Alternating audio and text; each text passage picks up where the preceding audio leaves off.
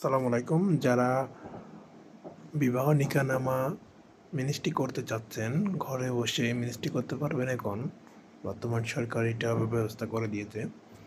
তো আমরা ঘরে বসে মোবাইল দিয়ে আমরা চাইলে মিনিস্ট্রি আবেদনটা করতে পারবো। 2 দিনের ভিতরে, সর্বোচ্চ 2 থেকে 3 দিনের ভিতরে আমরা এটা হাতে পেয়ে যাব। তো সেটার জন্য আমরা প্রথমে মাইগভ একটা ওয়েবসাইট আছে, সেখানে যাইতে হবে। ওইখানে একটা ব্রাউজার থেকে মাইগভে যাবেন। মাইগভে মাইগভে গিয়ে আপনারা লগ ইন করতে হবে। অবশ্যই লগ ইন, এখান থেকে লগ ইন আছে, লগ ইনে গিয়ে আপনারা একটা অ্যাকাউন্ট করতে হবে। অবশ্যই অ্যাকাউন্ট থাকলে তো ভালো। অ্যাকাউন্ট করে আপনারা তারপর এখানে গিয়ে আপনার সার্ভিস আছে, অবশ্যই সার্ভিসগুলো আপনারা দেখতে পারবেন। এগুলো এরকম ঠিক আছে, বিদেশগামী আছে, লাইসেন্স আছে। অন্যান্যর মধ্যে গেলে আপনারা এখানে দেখতে পারবেন। হ্যাঁ, এখানের মধ্যে আপনারা দেখতে পারবেন বিবাহ নিকাহনামা। অবশ্যই এখানে লিখেও দিতে পারেন নিকাহনামা, বাংলা লিখতে পারবেন। বাংলায় লিখলে বিবাহ লিখবেন, বিবাহ।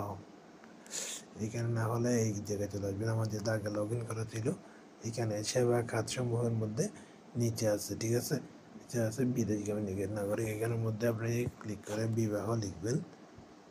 বিবাহ লিখে লিখলে ধর বিবাহ সনদ নিকাহনামা সাথে আছে, এখানে ক্লিক করবেন। ক্লিক করার পর আপনারা চলে আসবে। তারপর আবেদন করুন আছে, আবেদন করার পর আবেদন করার পর আপনাদের কাজ হচ্ছে এখানে দেখেন বাছাই করুন, ঠিক আছে।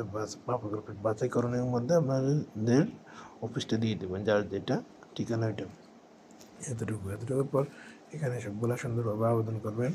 এখানে এনআইডি বা জন্ম নিবন্ধন রেজিস্ট্রি নাম্বার যে কোনো একটা লাগবে, মাসবি। তারপর সবগুলো অ্যাড্রেস এখানে লিখে দেবেন, স্থায়ী ঠিকানা, বর্তমান ঠিকানা, সবগুলো সুন্দরভাবে লিখে দেবেন। বাংলায় না, এগুলো ইংলিশ লিখলে ভালো, বেটার। এটাই। তারপর এখানে স্বাক্ষর দিয়ে দেবেন। আপনার একটা স্ক্যান করা স্বাক্ষর নেবেন, মোবাইলে স্ক্যান করা যায়, সেটির বিষয়ে যদি আপনাদের ভিডিও লাগে অবশ্যই বলবেন।